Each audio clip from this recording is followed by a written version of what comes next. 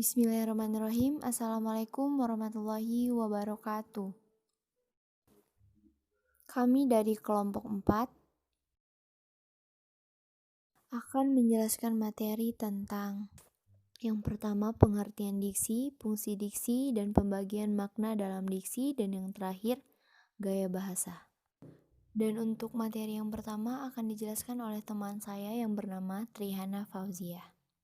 Dan yang kedua Senjadini Damayanti. Dan yang terakhir Ayu Intan Purnama. Assalamualaikum warahmatullahi wabarakatuh. Perkenalkan, nama saya Trihana Fauziah dengan NPM 20111000204. Saya dari kelompok 4 akan menjelaskan materi tentang pengertian diksi dan juga fungsi diksi. Yang pertama adalah pengertian diksi. Diksi atau pilihan kata pada dasarnya adalah hasil dari upaya memilih kata tertentu untuk dipakai dalam alinea, kalimat, atau wacana.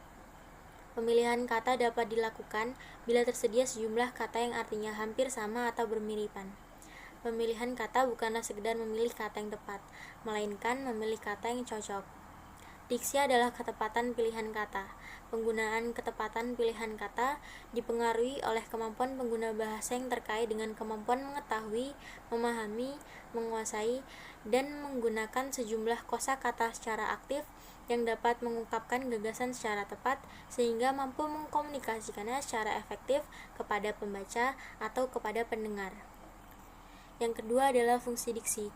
Fungsi diksi antara lain melambangkan gagasan yang diekspresikan secara verbal, membentuk gaya ekspresi gagasan yang tepat, menciptakan komunikasi yang baik dan benar, mencegah perbedaan penafsiran, mencegah salah pemahaman, mengefektifkan pencegahan target komunikasi. Fungsi pilihan kata atau diksi adalah untuk memperoleh keindahan guna menambah gaya ekspresitas.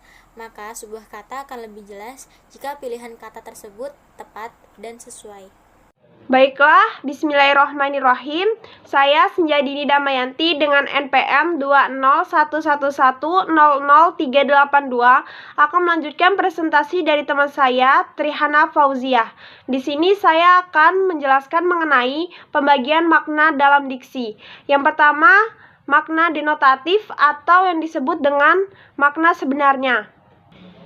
Yang kedua, makna konotatif atau konotasi, yaitu kata kias atau bukan makna sebenarnya.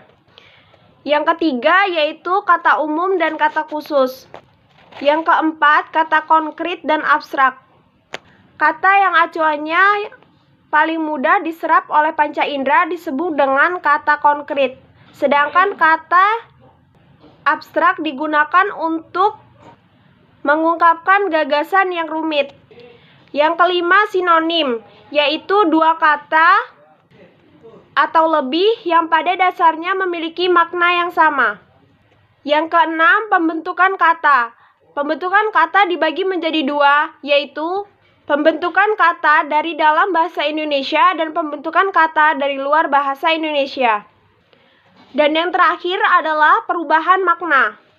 Ada beberapa faktor yang dapat mempengaruhi perubahan makna, diantaranya adalah kebahasaan, kesejarahan, kesosialan, kejiwaan, bahasa asing, dan kata baru.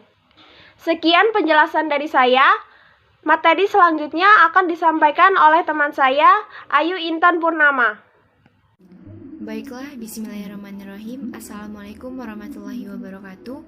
Perkenalkan, nama saya Ayu Intan Purnama dengan NPM 20111000418. Di sini saya akan melanjutkan materi yang telah disampaikan oleh teman saya, dan di sini saya akan menjelaskan tentang gaya bahasa. Yang dimana gaya bahasa atau biasa disebut dengan langgam bahasa dan sering juga disebut majas adalah cara penutur mengungkapkan maksudnya. Banyak cara yang dapat dipakai untuk mengungkapkan maksudnya, yaitu ada dua, ada cara yang memakai perlambang dan ada yang menekankan kehalusannya.